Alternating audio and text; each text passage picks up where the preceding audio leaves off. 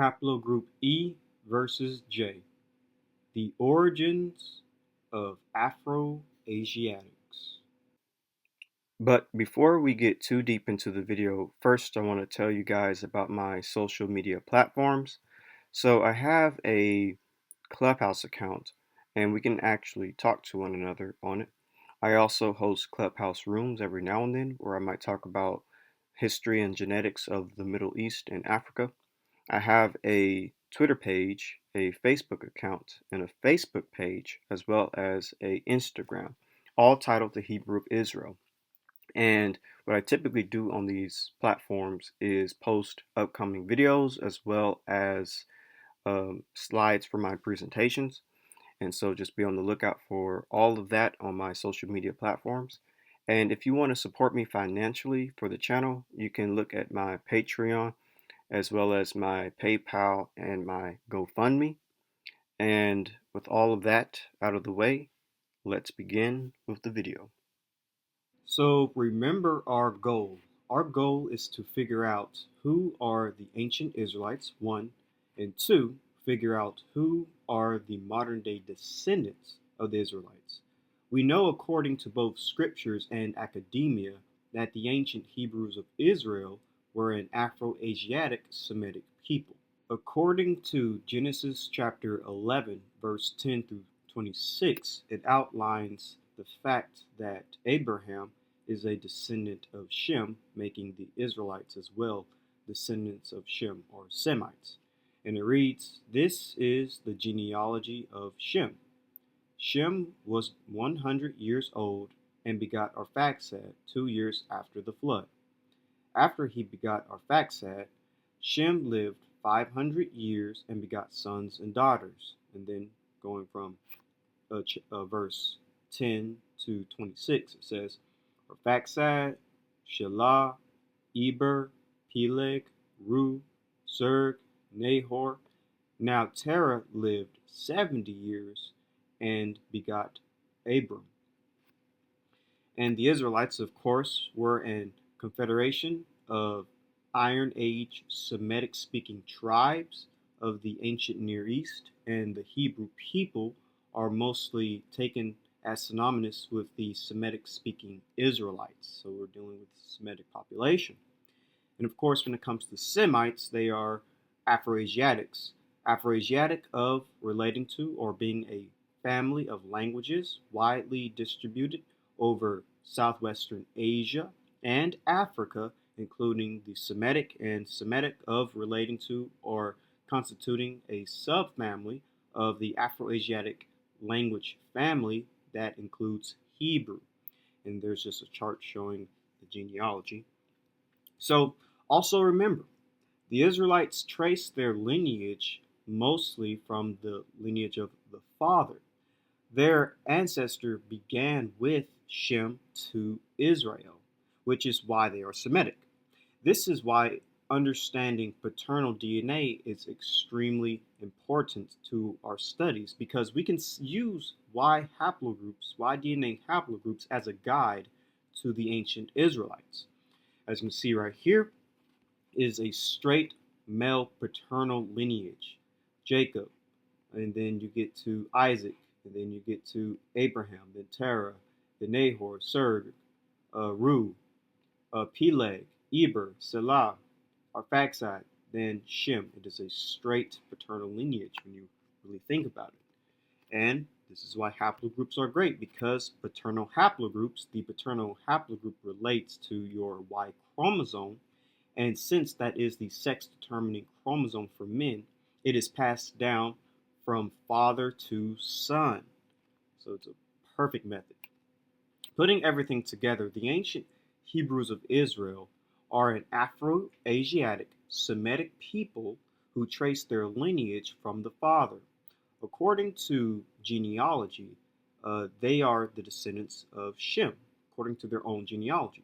Therefore, we need to know the likely haplogroup of Proto-Afro-Asiatics and Proto-Semites to understand the Y DNA chromosome of the ancient Israelites. So Proto-Afro-Asiatic and Proto-Semites would be the ancestors of Israel, And all this information can lead us to the modern day descendants of Israel as well. With all that being said, this leaves us with only two options: Haplogroup E or Haplogroup J. These are the two main ones that people tend to talk about when it comes to a Semitic haplogroup. But let's thoroughly break down which one is the best. So, our question is this: Haplogroup E or J? Which best fits for the origins of Afro-Asiatic Semites? So what are going to be our methods? So this is going to be a compare and contrast of haplogroup E and J. 1. The location of the origins of Afro-Asiatics. That's one of the methods we will be using. 2. The time period when Afro-Asiatic Semites appeared. And then 3 will be a conclusion and a summary that will basically show us the best fit, whether it's haplogroup E or haplogroup J, for the origins of Afro-Asiatic Semites. With all that being said, let's begin. Haplogroup E versus J. Where is the origins of Proto-Afro-Asiatics and Proto-Semites? When did Proto-Afro-Asiatics and Proto-Semites appear? So, there is the Horn of Africa origins of Afro-Asiatic Semites. Leon Binder, in 1997, proposed a scenario upon linguistic grounds wherein Semitic languages originated in Ethiopia and crossed the Red Sea. And just here's a map showing that they would have crossed the Red Sea and entered into the Middle East. And now you have the Eastern Saharan origins of Afro-Asiatics. This paper on the African origins of the Afro-Asiatic language family, a response to Diamond and Bellwood, and people that were involved in this paper are Christopher Eretz, S.O.Y. Kita, and Paul Newman. And it says, this extensive, well-grounded linguistic research places the Afro-Asiatic homeland in the southeastern Saharan or adjacent Horn of Africa. Dankoff does revise his common Semitic homeland, moving it from solely within Northeast Africa to areas straddling the Delta and Sinai, but continues to place the other 5 branches origins wholly in Africa. Archaeological data suggests a pre-food producing population movement from Africa into the Levant, consistent with the linguistic arguments for a pre-Neolithic migration of pre-Proto-Semitic speakers out of Africa via Sinai. And here's just a map showing you where these Proto-Afro-Asiatics would have been, or Afro-Sans as sometimes they were called. Basically the Eastern Sahara near the Nile River, and in between basically the Nile River and the Red Sea. And now you have the North African origins of Afro-Asiatics. This is from Semitic Languages, outline of a comparative grammar by E. Lipsky. And it says in yellow, this implies that the speakers of Proto-Semitic were still dwelling in Africa in the 5th millennium BC in the Neolithic sublume, circa 5,500 through 3,500 BC, when the Sahara's climate was much wetter, so that erosion took place, as in other moist temperate or subtropical regions, and there was a proper system of rivers and vegetation consisting of grass with trees. A worsening of environmental conditions is indicated in North Africa circa 3,500 BC, with disappearance of vegetation, a major faunal break, desertification, and desertion. This might have been the period when the speakers of Proto-Semitic passed through the Nile Delta from the west to the east and reached Western Asia, where written documents of the 3rd millennium BC preserve noticeable traces of pre-Semitic, and in Mesopotamia, also a pre-Sumerian substream. Thus, from North Africa, wave after wave of Semitic migrations would seem to have set forth. The earliest of these migrants and those who went furthest to the east were the Akkadians, who journeying along the Fertile Crescent through Palestine and Syria, and crossing over into Mesopotamia, reached northern Babylonia circa 3000 BC and founded the first Semitic empire at Kish. And just to show you the North African origin of Semites, they basically would have came out of North Africa, as you can see, just to visualize it for you. Now you have the Natufian Levantine origins of of Afro-Asiatic Semites, and just to show you the map, they would have originated in the Levant and went all throughout the Middle East and Africa. This source right here is In Hot Pursuit of Language and Prehistory by John D. Bulkston, and it reads, this paper makes an additional inference since there is archaeological and physical anthropological reason to believe that the Natufians were related to modern Semitic-speaking peoples of the Levant. And given the modern distribution of Semitic languages over the area in question, which belong to the larger Afro-Asiatic family, it seems appropriate to suggest that these first farmers of the Levant and their Mesolithic predecessors, including the Natufian culture, were speaking a Proto-Afro-Asiatic language. It may be that Proto-Semitic continued to develop within the Levant and Syria area, since both Ebalites and Akkadian, early Semitic languages, are there attested early, the former around 2400 BC. And this is from the Prehistory of a Dispersal, the Proto-Afro-Sans, Afro-Asiatics Forming Lexicon. The identification of Proto-Afro-Sans as Natufians and post-Natufians seems to satisfy all the four criteria. Besides the Forming Lexicon, there are sets of reconstructed Proto-Afro-Sans terms pointing to incipient animal breeding. Finally, the Neolithic appears to be an attested region from where population began to spread starting in the early Neolithic, covering not only wide tracts of southwestern Asia, but also the adjacent parts of the Mediterranean and Africa. So the latest origins of Afro-Asiatic Semites, I believe it's good to cover this as well. This is the Bayesian phylogenetic analysis of Semitic languages, identifies an early Bronze Age origin of Semitic in the Near East. And it says, our analysis of the Semitic language family produced a data phylogeny that estimates the origin of Semitic at approximately 4,400 through 7,400 YBP.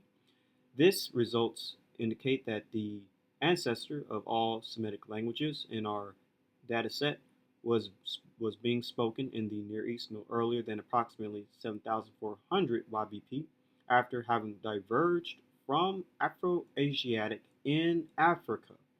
The discovery of such early Semitic languages could increase estimates of the age of Semitic and alter its geographical origin if these early Semitic languages were found in Africa rather than the Middle East.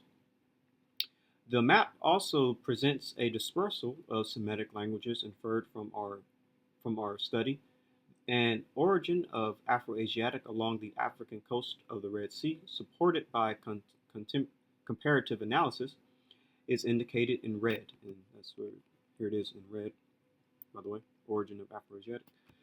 Although other African origins of Afro-Asiatic have been proposed, southwest Ethiopia, the assumed location of the divergence of ancestral Semitic from Afro-Asiatic between the African coast of the Red Sea and the Near East is indicated in italics, and here it is right here as well, ancestral Semitic. We use Bayesian phylogenetic methods to elucidate the relationships and divergence dates of Semitic languages, which we then related to epiographic and archaeological records to produce a comprehensive hypothesis of Semitic origins and dispersals after the divergence of ancestral Semitic from Afro-Asiatic in Africa. We estimate that Semitic had an early Bronze Age origin in the Levant, followed by an expansion of Akkadian into Mesopotamia. So, the origins of Afro-Asiatic, and let's just summarize everything together. This is the perfect summary with a very good map that shows it. The Semitic family is a member of the larger Afro-Asiatic family, all of whose other 5 or more branches have their origin in North Africa or the Maghreb. Largely for this reason, the ancestors of Proto-Semitic speakers were originally believed by some to have first arrived in the Middle East from North Africa, possibly as part of the operation of the Saharan pump after the late Neolithic. Dingolf sees Semitic originating between the Nile Delta and Canaan as the northernmost branch of Afro-Asiatic. Bench even wonders whether the highly divergent Goreg languages indicate an origin in Ethiopia, with the rest of Ethiopic Semitic a later back migration. According to Christy G. Turner II, there is an archaeological and physical anthropological reason for a relationship between the modern Semitic-speaking populations of the Levant and the Natufians. So to summarize that, basically in red it talks about a North African origin of Semitic. In green it talks about a somewhat North African but also Levantine origin. And this in blue speaks of a Ethiopian Horn African origin. And in yellow, it speaks of a Levantine Natufian origin of Afro-Asiatic. And over here, you can basically see those locations of the Horn African, the Eastern Saharan, and the Levantine Natufian. So, location and time. The origins of Afro-Asiatic Semites. So when it comes to the Horn of Africa, it's typically believed to be the pre-Neolithic to the Neolithic. And for the Eastern Saharan, it's pre-Neolithic to Neolithic. For North African, it's Heliocene/Neolithic. For the Natufian, it's Mesolithic to Neolithic. And for the latest study, which basically placed the origins of Afro-Asiatic in Africa, it's Neolithic.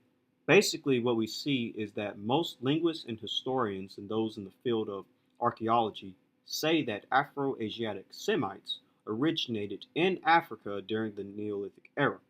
With that being said, what haplogroup was in Africa during the Neolithic when Proto-Afro-Asiatic populations began to appear? Was it Haplogroup E or Haplogroup J? So, Haplogroup J location, origin, and time frame.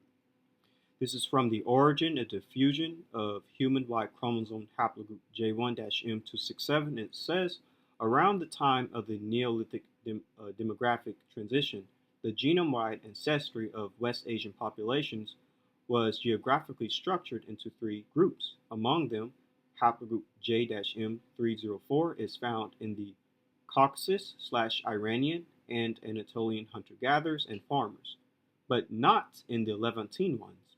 Unfortunately, so far, A-DNA, by the way, A-DNA stands for ancient DNA.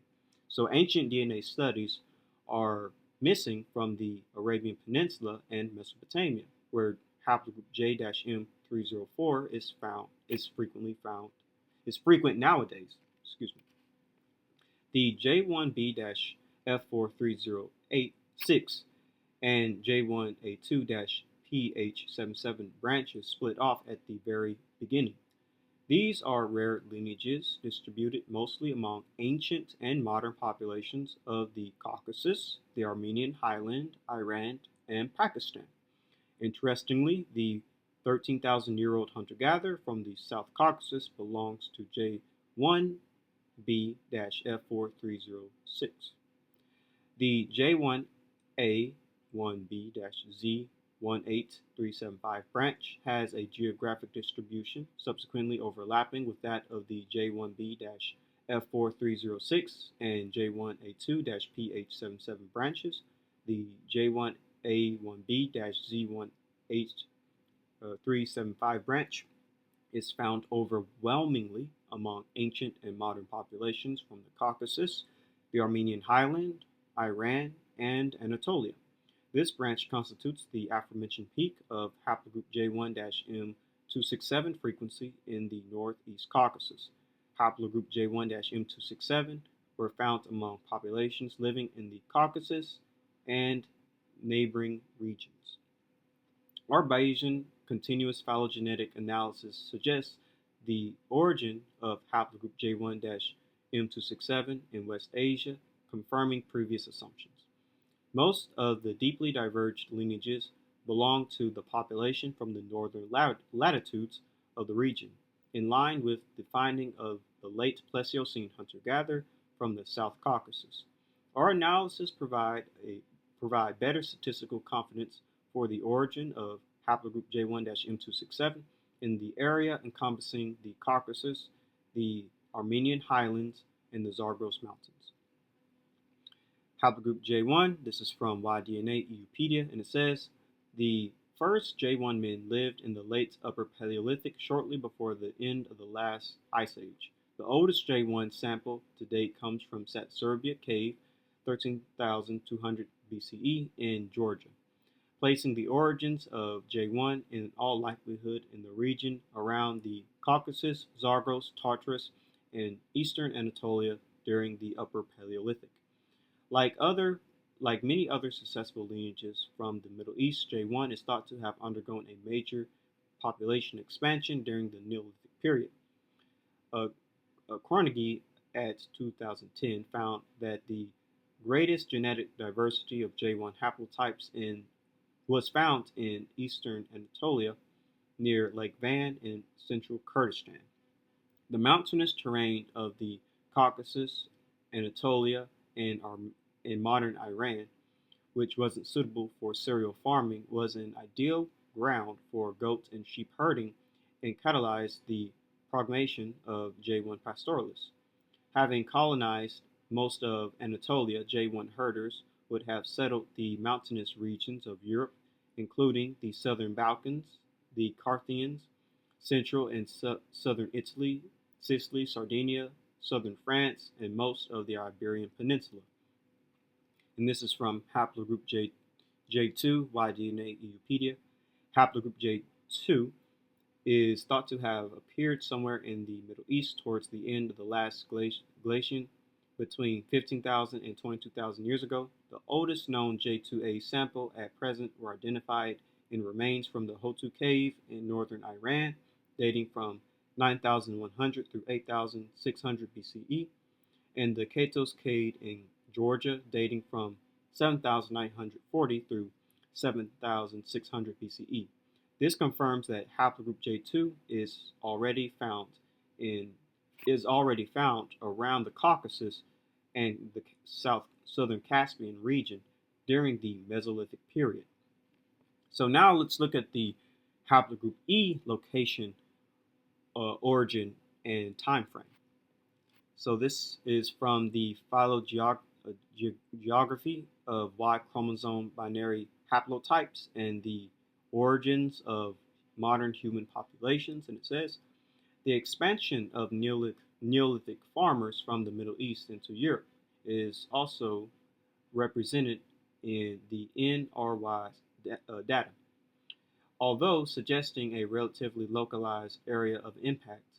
As mentioned before, in relation to African NRY history, a Mesolithic population carrying group 3 lineages with the M35/M215 mutation expanded northward from, by the way, M35 and M215 is haplogroup E, mutation expanded northwards from sub-Saharan to North Africa and the Levant.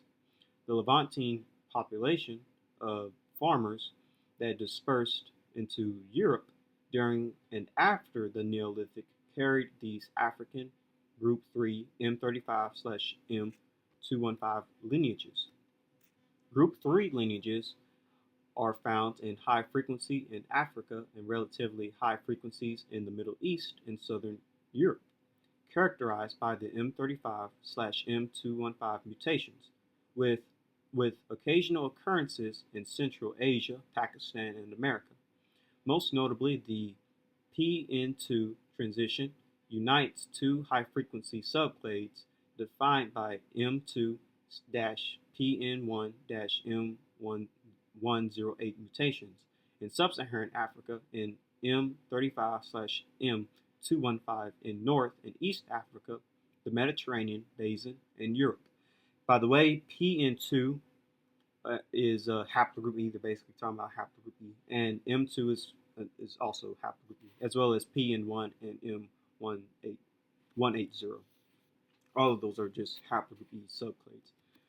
We suggest that a population with this subclade of the African yap, which is haplogroup E, DE specifically, but M145, M203, and PN2 cluster expanded into the southern and eastern Mediterranean at the end of the Pleistocene. These lineages would have been introduced then from the Middle East into southern Europe and to a lesser extent northern India and Pakistan by farmers during the Neolithic expansion. And this study right here is genomic insights into the origin of farming in the ancient Near East. And it says craniometric analysis has suggested an affinity between the Natufians and populations of North or Sub-Saharan Africa, a result that finds some support from Y chromosome analysis, which shows that the Natufians and successor Levantine Neolithic populations carried haplogroup E of likely ultimate African origin, which has not been detected in other ancient males from West Eurasia. And this is from Paleolithic DNA from the Caucasus revealed core of West Eurasian ancestry. And it says such a scenario would also explain the presence of Y chromosome haplogroup E in the Natufians and Levantine farmers, a common link between the Levant and Africa. This is from Ancient DNA from Chalcolithic Israel, reveals the role of population mixture in cultural transformation.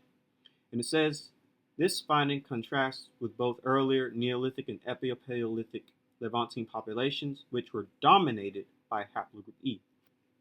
And this is from Y chromosome diversity, characterized the Gulf of Oman. And it says the role of the Levant in the Neolithic dispersal of the E3B1-M35 sublineages is supported by the data. This paper is carriers of mitochondrial DNA, micro haplogroup L3 basal lineages migrated back to Africa from Asia around 70,000 years ago. And it says, curiously, ancestral E star lineages have been detected in the Arabian Peninsula and the Levant. So, haplogroup E versus J, when it comes to the location and time, the origins of the Afro-Asiatic Semites, again, the Horn of Africa, the Eastern Sahara, North Africa, Natufians, and the latest study dealing with this subject matter, all basically say the Neolithic time period. And all these locations are basically in Africa, except for the Natufians, but still they were decently close to Africa, being in the Levant. And remember, when it comes to the origins of, again, what most people say when it comes to the origins of Semitic populations, as I read earlier, in red, it just talks about the North African. In green, it talks about the Eastern Saharan and Levantine, as well as in blue, it talks about the Horn of Africa and Ethiopia, and in yellow, it talks about the Natufian and the Levant. So, putting all that together, haplogroup J origin and location is Anatolia, Caucasus, and Iran during the Paleolithic to Neolithic, whereas haplogroup E's origin and location is in the Horn of Africa, the Eastern Saharan, North Africa, the Natufians, all during the Paleolithic and the Neolithic. So, again, just to show you visually, when it comes to haplogroup J, it's typically in the Anatolian Caucasus and Zagros Mountain region of Anatolia and Europe. And just to visually show you where the Afro-Asiatics and Semites would have been, Horn of Africa, Eastern Sahara, the Levant. And now when it comes to haplogroup E, all of its locations, it's basically in Africa, or it's in the Levant, depending on where you would say E originated in. which does fit the region of Afro-Asiatics and Semites. So, Haplogroup J is completely absent in the regions where Proto-Afro-Asiatics and Proto-Semites first arose. Most of the locations for the origins of Proto-Afro-Asiatics and Proto-Semites is in Africa during the Neolithic when Haplogroup E was around. Therefore, from a logical standpoint, based on the location and time period when Afro-Asiatics first arose, it would make no sense to say Haplogroup J is Afro-Asiatic or Semitic in origin. Logically, it would seem that Haplogroup E is Afro-Asiatic and Semitic. And this leads to my next point. Many linguists and historians and archaeologists do believe that haplogroup E is indeed Afro-Asiatic.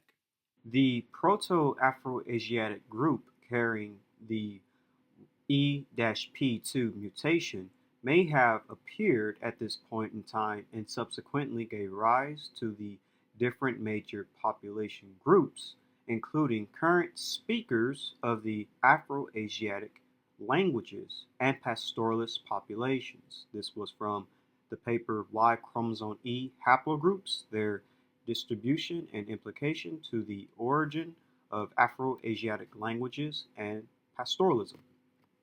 And this is In Hot Pursuit of Language and Prehistory, and it says most of the Afro-Asiatic speakers shared the lineage defined by Yap descendants called PN2-215-M35.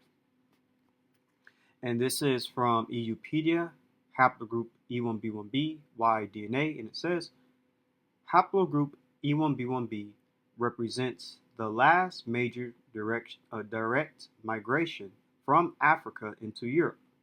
E1b1b lineages are closely linked to the diffusion of Afro-Asiatic languages.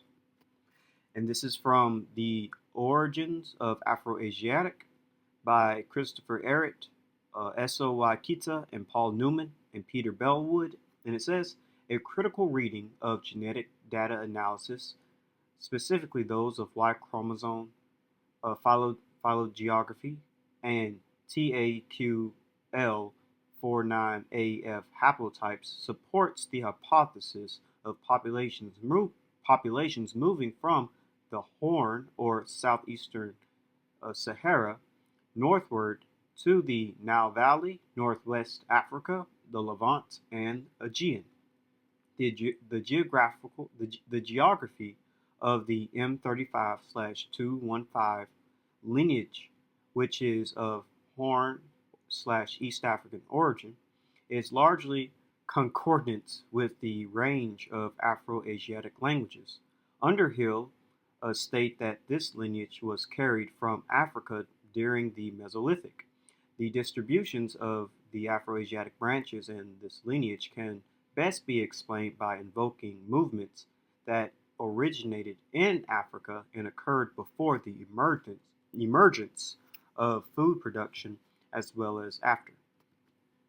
And this is from How Eurasia Was Born, and it says, regarding the Afro-Asiatic family, what makes the situation ambiguous is the discrepancy in the distribution pattern of haplogroup E-M78, as both the parent haplogroup of E-M78, that is E-L539, and the sibling haplogroup of this parent group, the less widespread E-Z827, are both mostly distributed around the Mediterranean, including Europe, showing highest microsatellite variance in the Levant. This suggests that already the common ancestor group of E-L539 and E-Z827, that is E-M35, had arrived in the Levant during the last glacial maximum and started to divert to subclades already there. while E-M78 shows the highest microsatellite variance in the Levant, thus suggesting the origins of it as well as the entire Afro-Asiatic family there. But Afro-Asiatic language family shows the highest variety in Africa, with Chadic, Berber, Egyptian, and Cushitic all being present in Africa, and only Semitic in Asia. The most simple solution for the discrepancy between high genetic diversity in the Levant and high linguistic diversity in Africa could be that Semitic is a result of a relatively late remigration from North Africa or the ancient Canaan after ancestors of the other branches of Afro-Asiatic migrated to North Africa. This is also supported by the fact that otherwise E-M78 and even its primary subclades are much older by multiple times than the presumed age of language families characterized in this paper and my earlier papers, as timing of TMRCAs of its primary subclades is the following: 10,000 BCE for E-Z1902 and 9,900 BCE for E-Z1919. And this paper is from the Genetic Linguistic Inference, and it says, focusing on the green cluster, figure 5.5.4 reflects the mutations within this cluster are variants of the E-Z827 haplogroup. An interesting study from 2016, Lizards was able to extract 3 ancient DNA samples from a Natufian archaeological site in Israel. As the reader may recall from section 2 above, the Natufians were the last hunter-gatherers of Southwest Asia. 2 of the samples belong to E-PF1961, which is an ancestral marker for E-M34. The E-M34 mutation has a wide distribution currently found in populations of Mediterranean Europe, Southeastern Europe, the Middle East, North Africa, and East Africa. For linguistics, the E-M34 mutation is significant as it represents a potential back to Africa marker that co-expanded from Southwest Asia into East Africa with goat and sheep herders about 6,000 years ago. This Neolithic migration, as the reader may recall from section 3 above, appears to have carried Afro-Asiatic languages from Southwest Asia to East and North Africa. The ancient Natufian Y chromosome data, as just presented, supports this position because the E-PF1961 mutation is an upstream marker from E-M34. Thus, E-M34 probably evolved in the Middle East. Additional analysis of contemporary genetic data also supports Middle Eastern and agricultural origins of Afro-Asiatic languages in East Africa. Corneri at 2004 suggests that E-M34 arose in the Levant based on their interpretation of the data and wider distribution of this marker outside of Africa. Additionally, Cadiz at 2008 date the E-M123 mutation in the Middle East to about 11,000 years ago, which potentially places the evolution of the downstream E-M34 mutation during the Southwest Asian Neolithic. And so Christopher Eretz and Shamarka Kita have suggested that the geography of E1B1B lineages coincides with the distribution of Afro-Asiatic languages. And that's actually true. If you look at a map, just a simple map of the distribution of Afro-Asiatic languages and the distribution of Haplogroup E, you do basically see a perfect overlap between this Afro-Asiatic and Haplogroup E. And, I'm one to say that that's not a coincidence. That is something very important to look into and to recognize.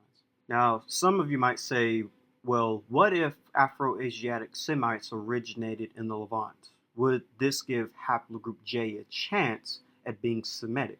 And it wouldn't, because the Semites that originated in the Levant, their ancestors would have been the Natufians, and Natufians carried Haplogroup E.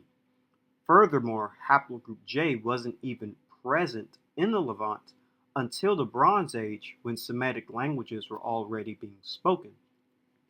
This is from Origin and Diffusion of Human Y Chromosome Haplogroup J1-M267. It says, around the time of the Neolithic demographic transition, the genome-wide ancestry of West Asian populations was geographically structured into three groups.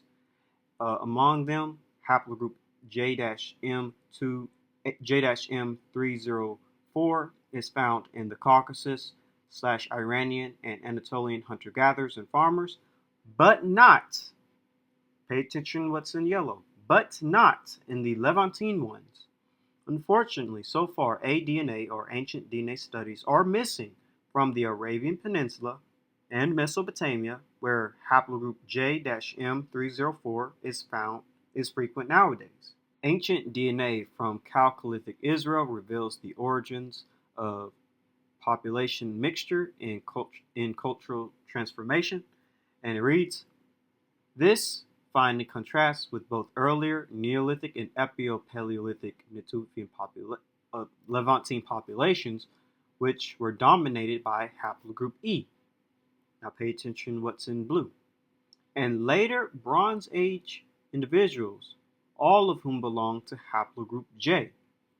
So J wasn't present until the Bronze Age.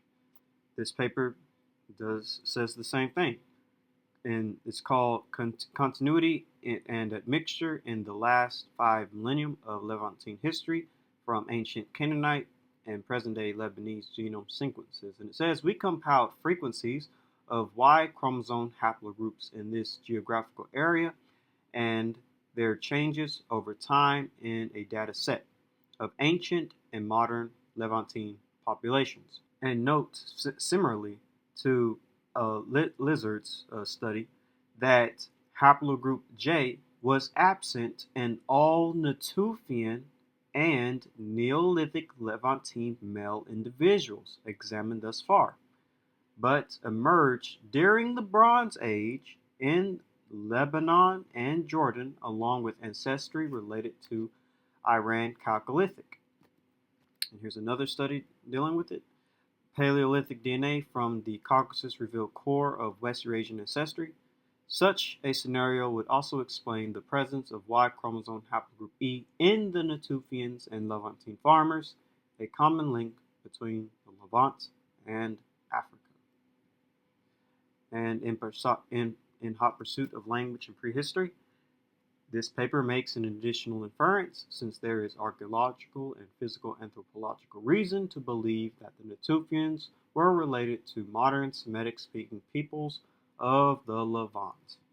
So, Semites were actually expanding from the Levant, which was dominated by haplogroup E, when haplogroup J was entering the Levant. Logically, this makes it practically impossible for haplogroup J to be Semitic in origin, but this does strengthen haplogroup E's argument. To simply put it, Semites were expanding from the Levant into Mesopotamia, and haplogroup J markers are just now entering into the Levant. Therefore, how would haplogroup J even be Semitic in origin at this point? To simply put it, they're too late. It makes it impossible. They're just too late for them to be Semites. Remember, we estimate that Semitic had an early Bronze Age origin in the Levant, followed by an expansion of Akkadian into Mesopotamia. So that's what I mean. Semites are coming out of the Levant into Mesopotamia in the early Bronze Age, whereas the J markers were just now entering the Levant in that time. So J markers can't be Semites can't be Semitic in origin at that point.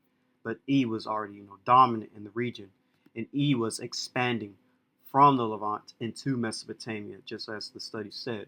Whereas, like I said, J markers are coming into the Levant. So, no, J markers cannot be Semitic, even if you were to try to put the origins of Semites in the Levant, it still wouldn't work for them to be Semites. Only for the E marker, because it was present in the Levant, dominated the Levant actually. But with that being said, this is where we end Haplogroup E versus J, the origins of Afro-Asiatics. If you enjoyed the video, please leave a like, subscribe, share the video, and click the bell. And if you have any questions, just leave a comment down below. And don't forget to follow my social media platforms that I mentioned at the beginning of the video. It's also in my About page so that you can contact me and see when I post new videos.